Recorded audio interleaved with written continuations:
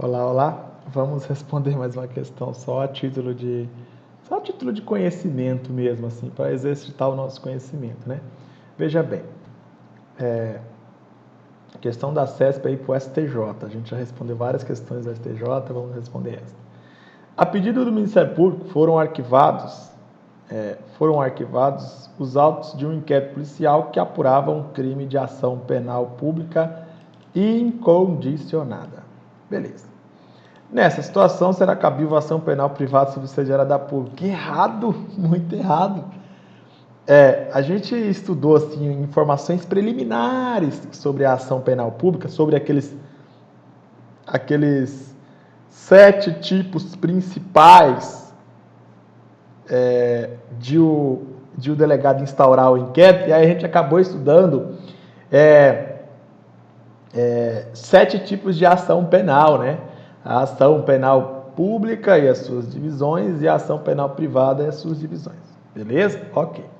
Quando a gente estudou a ação penal privada subsidiária ou subsidiária da pública, a gente aprendeu que, no caso de inércia do Ministério Público, aí sim a vítima vai poder entrar com ação penal privada subsidiária. Então, por exemplo, vamos supor, ação penal pública incondicionada. O crime de homicídio é de ação penal pública incondicionada, artigo 121 do Código Penal. Beleza. O Ministério Público não fez nada para denunciar o assassino. O Ministério Público ficou inerte nesse caso.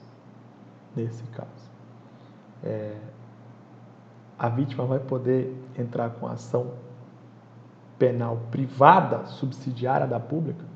Pode, porque o Ministério Público ficou inerte. Isso está expressamente previsto no CPP.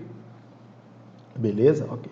Agora, o Ministério Público, ao invés de ficar inerte, ele verificou que, na verdade, ali não existia indícios, elementos suficientes para acusar o cidadão.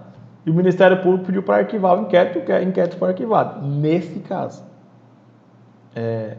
a vítima vai poder ingressar com ação penal privada subsidiária da pública? Não vai. Por quê? Porque é o seguinte, porque o titular da ação penal pública é o Ministério Público por força do artigo 129, inciso 1 da Constituição Federal. Beleza? Ok.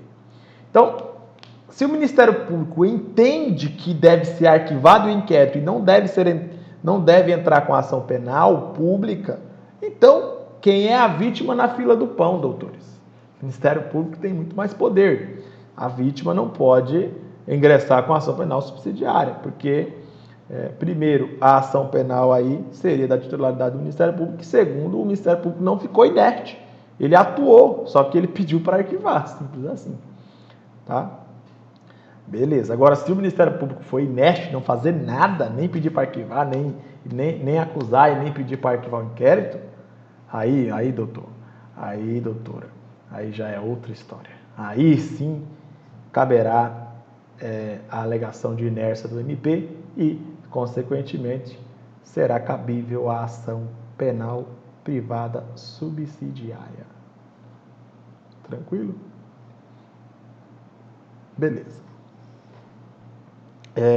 Então, assim, eu finalizo o comentário, né, sobre a questão aí do STJ. Essa questão você responde ela em 5 segundos, né? Veja só, eu coloquei aqui as informações relevantes. Na verdade,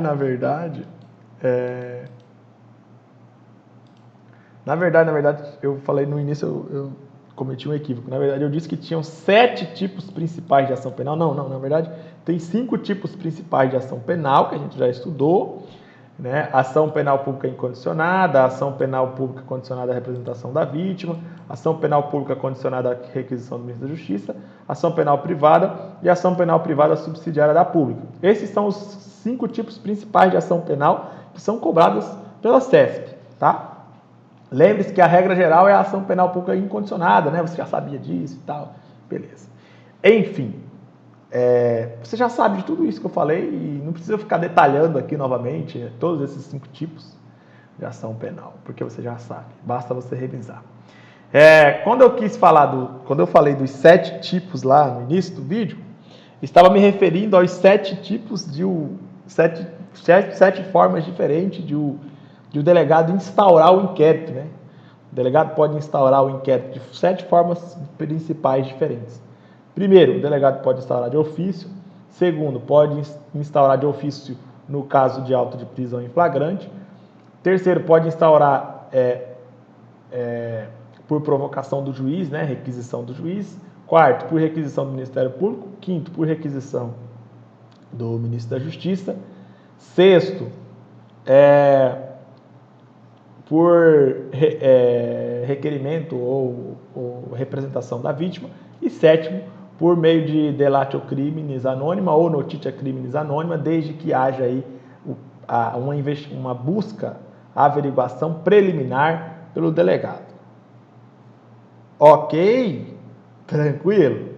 Beleza, então. Então, fico por aqui. Daqui a pouco a gente volta para trazer outras informações para a sua prova. Tá ok? Até logo, então.